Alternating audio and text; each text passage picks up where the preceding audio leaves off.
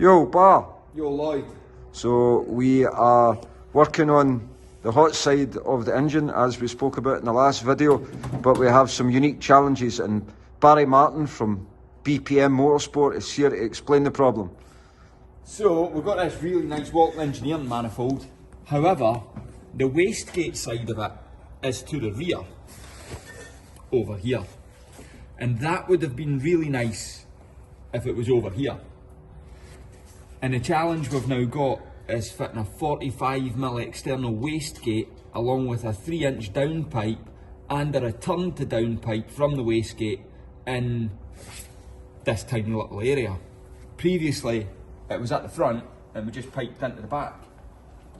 But now I'm cutting a lot of metal and doing a lot of welding.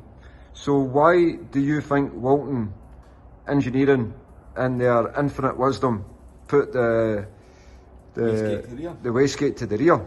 I think when they designed it, the engine that they were looking at was a front wheel drive going that way, where they've got infinite room around the radiator pack.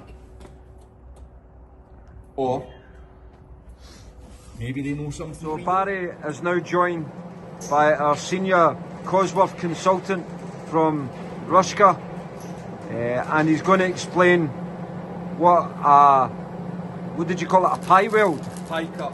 Pie cut. Right, I've not actually done any yet, but what I want to do is I need to move 180 degrees around on this pipe, and we don't have any 180 degree bends at 45mm. So what I'm doing is, I've got some 45 degrees, and I'm chopping them in segments, and then moving it around the pipe to get it closer to where we need it to be.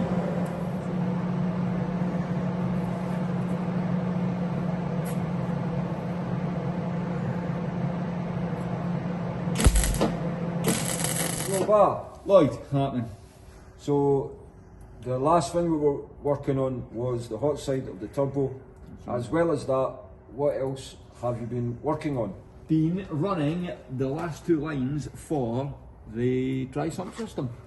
So originally I planned on putting these dash 12 lines through the bulkhead into the cabin all the way back to our oil tank, but on reflection I've decided to pin them up beside the transmission tunnel, out the way and in through the floor at the rear.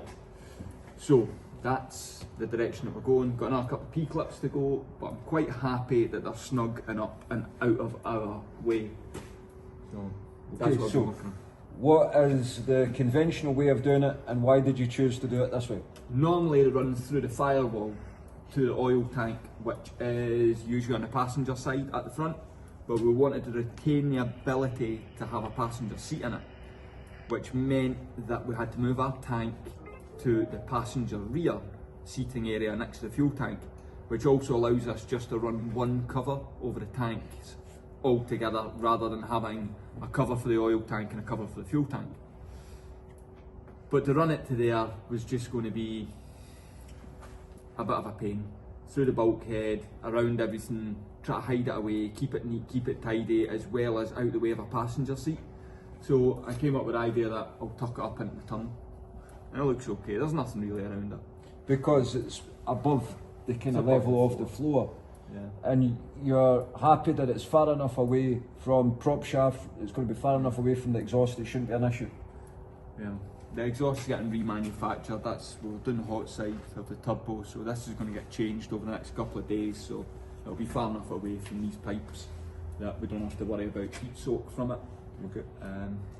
I'm okay with it. So the next job is going to be the refabrication of an exhaust, and the exhaust is going to go doing the side exit. Instead of out the back, we're going to a back box here. Back box out here, and then two 90-degree turns and an exhaust an exhaust exit on each side, just in front of the rear wheels, which will allow us to do the rear anti-roll.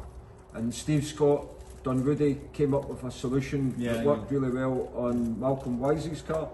Yes, and he's going to share how what he Jack used done it. What works for him. He's going to show us what he done, so we'll copy and paste. Copy and paste. Right. Okay. Stay tuned.